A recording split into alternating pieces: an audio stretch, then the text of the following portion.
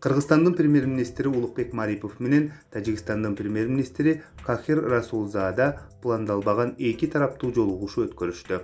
Бул тууралуу өкмөттөн билдиришти. Өкмөт башчылары кыргыз-тажик чек арасындагы кырдаалды талкуулашкан. Тараптар эки республиканын чек ара аймагындагы көйгөйдү тез арада чечүүгө даяр экендигин билдиришти.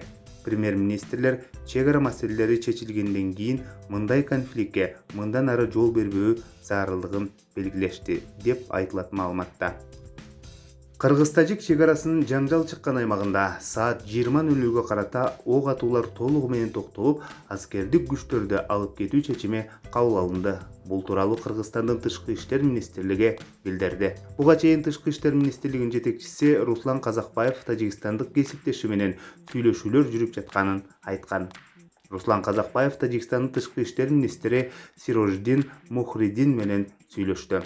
Бул учурда Казакбаев кыргыз тарап башка өлкөнүн аймагына кызыкпай турганын, ошол эле учурда өзүнүн жерин дагы эч кимге бербей турганын белгиледи, деп айтылат билдирүүдө. Казакбаев абалды жөнгө салуу үчүн тараптар чек араны делимитация жана демаркациялоо боюнча өкмөттүк делегациялардын катышуусунда сүйлөшүүлөр жүрүшү керектигин билдирди. Ошондой эле жакынкы сааттарда эки өлкөнүн күч түзүмдөрүнүн жетекчилеринин сүйлөшүүлөрү күтүп жатканын кошумчалады.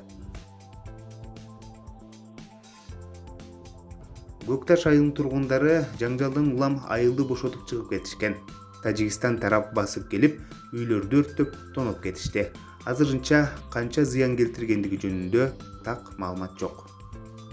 Кыргыз-тажик чек арасындагы жаңжалдан улам жалпысынан 51 киши жарат алды. 3 киши жараты оор болгондон улам каза тапты. Тилекке каршы каза болгондордун бирөөсү 12 жаштагы жаш кыз, Лейлек районунун тургуну. Бул тууралуу маалыматты Саламаттык сактоо министрлиги тарабынан билдиришти.